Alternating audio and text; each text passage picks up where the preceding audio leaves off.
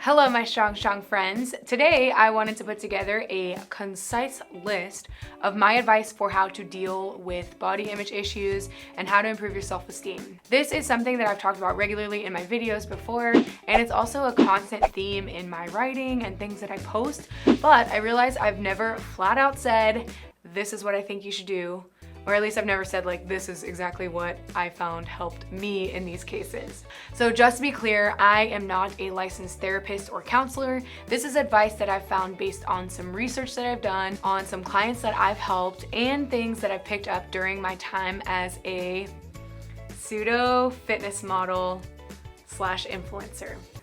Hit us with your best influencer pose. You gotta touch your hair. Oh, it's the one when you're on the knee. That's the pose that everyone does, right? And is it not? Yeah, but you gotta do the hot girl dead face. Well, that's actually it. Yeah, that's... Throughout this video, I'll also include some clips of perspectives of people who I look up to. So it's not just me telling you that you're beautiful and we love you, feel better about yourself. There's gonna be more people doing it to you too. If you don't know me, then hello, my name is Meg Squats. I'm a certified fitness trainer. I'm also a power lifter, and like I already said, I'm a freaking fitness influencer.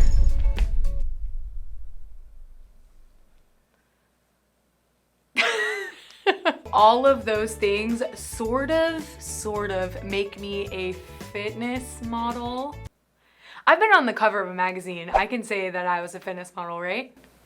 You did that thing once with Pardo. There's that. Oh my God. That whole idea of thinking of myself in that way has always been really weird for me because I've never felt like I looked like a fitness model, at least not since I've been doing this. So finding my place in the fitness industry has been kind of confusing at times. I sort of have this pressure to feel like you have to be a certain amount of leanness or have a certain body composition just to have people listen to you, or to feel like your opinion is valid, or to, try to be successful. You feel like you need to fit that mold of a fitness model. If you are new here, then please do subscribe to my channel. I make videos every single Friday on fitness, getting strong, and of course, how to live your best life.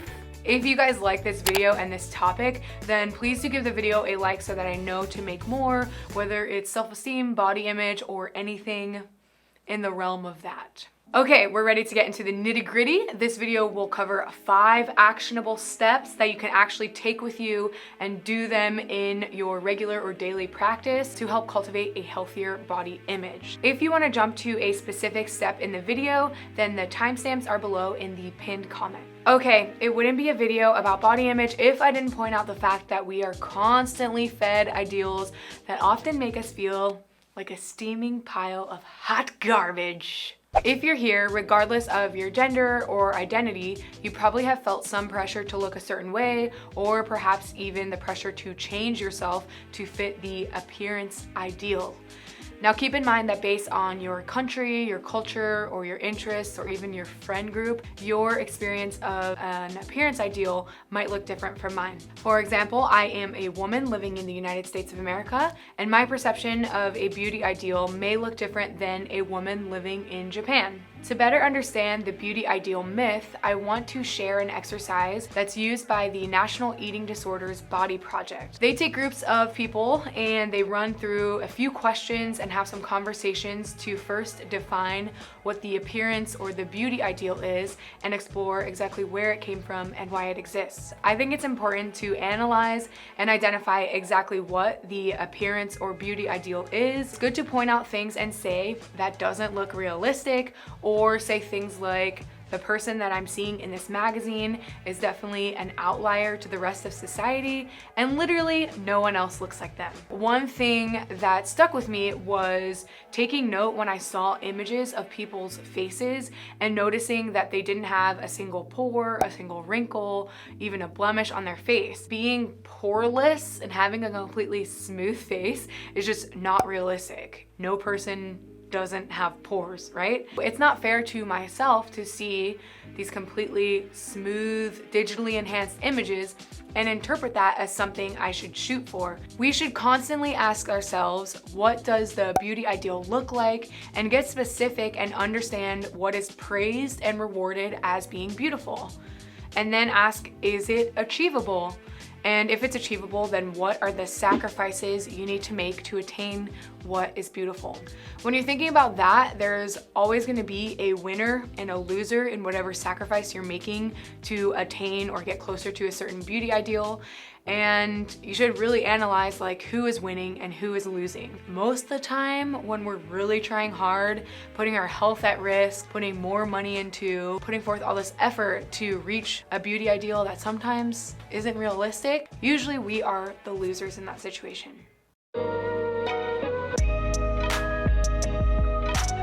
How I talk to myself, how I talk to others, and how I talk about others is massive.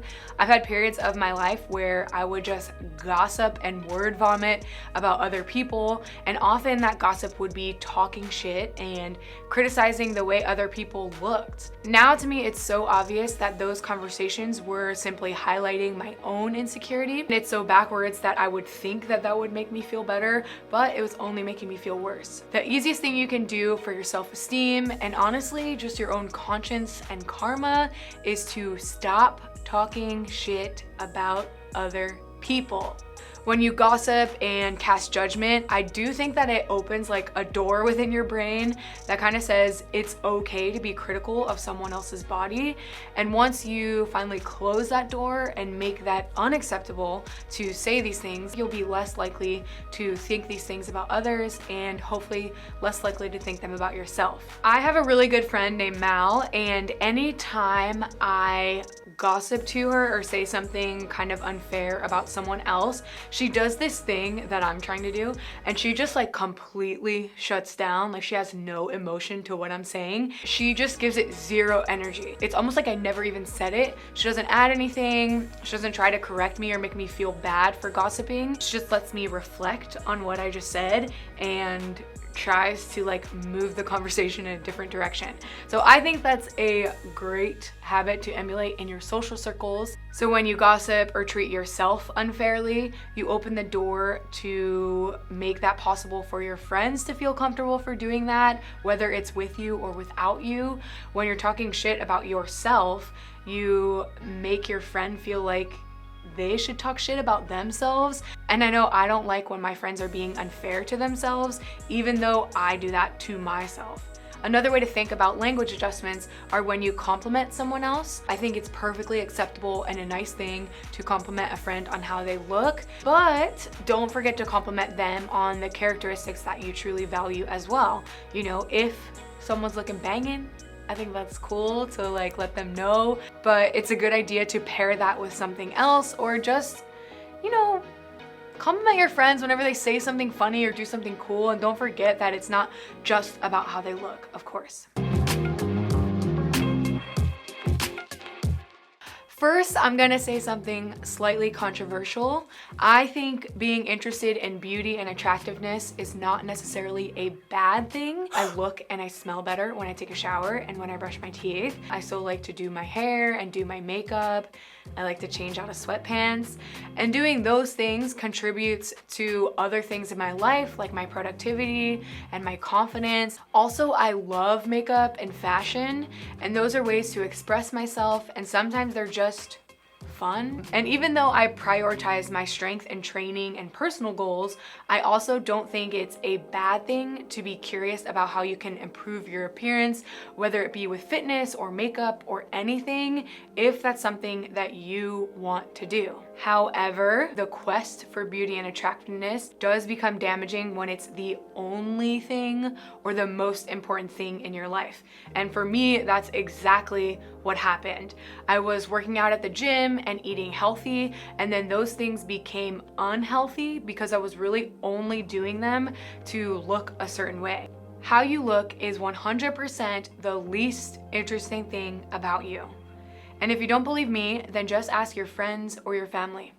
I asked my friend Stephanie Buttermore to give us a little perspective on her journey with confidence and cultivating a healthy body image, and this is what she had to say. What is going on, Meg? Thank you so much for asking me to do this. I think that this is a really important topic, so I'll try not to talk too much. Now, the first thing that I really want to point out is that this is definitely not something that comes organically to most people. That is something that took me a really long time to understand, that it does take time and it does take a lot of patience. It's not something that I learned to be more confident and to have a high self-esteem overnight. It takes practice and it definitely takes time, and it takes the ability to see yourself separate from the way that you look, and you'll find that the people who are around you are not interested in the way that you look. And this manifests in many different ways. Like, some people can be just drawn to you because you are a positive person. Nobody likes negativity. So if you're a positive person, that is probably one of the most interesting things about you. If you're fun or charismatic, or you're funny, or you're smart, and those are things that significantly outweigh the way that you look. That's one of the most common things that I think that I have received since I've been on a weight gain journey, is that the way that I looked was the least interesting thing about me. So something that you could do to make this a little bit easier, to improve on things that will make you have a better self-esteem, is to improve on things that you like in other people. I doubt that you have a group of friends that you just love the way that they look and that's the only reason you hang out with them. Like, I highly doubt that's the case. So all the things that you value in other people are values or characteristics that I think that you should try to improve upon yourself, because ultimately those are the things that are going to make you more attractive. And once you find that you are this best version of yourself, unrelated to the way that you look, you will start to improve like your self-esteem. Like, you'll start feeling so much better about yourself because you know in your heart that you're a good person and that you're compassionate and that people like to be around you unrelated to the way that you look. And if you can get to that point in life where you have like a group of friends, or you have family, or anyone that likes to be around you because you are just an awesome person and it has nothing to do with the way that you look, that would be something that would really improve your self-esteem.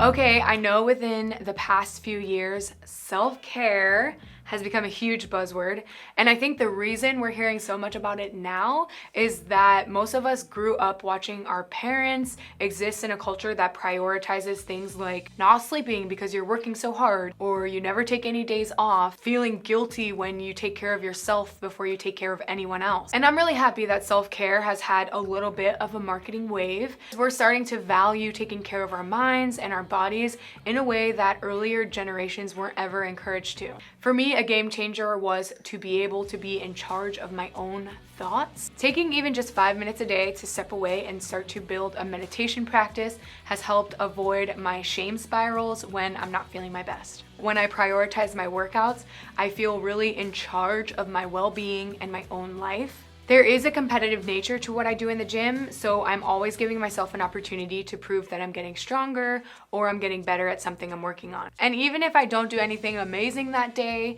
a workout is a great way to get endorphins flowing, to unplug from life, and be proud of or be thankful for what my body can do, not just what it looks like. Also, no one expects you to have all the answers and be born knowing exactly how to take care of yourself. To be honest, even as I was looking into making this video, there were only a few resources on how to improve body image and self-esteem. This is something that takes a lot of work, and the world, like we talked about in the body image ideal, is not set up to have us feel 100% comfortable with who we are. So if you're feeling in the dark in this area, you're not alone. If you do have access to a therapist or a counselor who can help improve this area of your life, then I would 100% recommend it. There is so much freedom that comes along with feeling comfortable in your skin, and you can get there a lot faster with someone who's qualified to help. Then you should take advantage of that.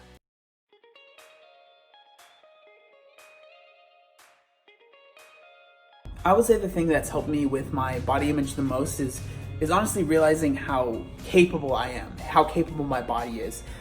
If I was always focusing on maybe what I didn't like about my body, you know, the loose skin or whatever, that could be difficult, but I've really gotten past that because I've just become so thankful of being able to move my body in certain ways that wasn't possible for me in the past.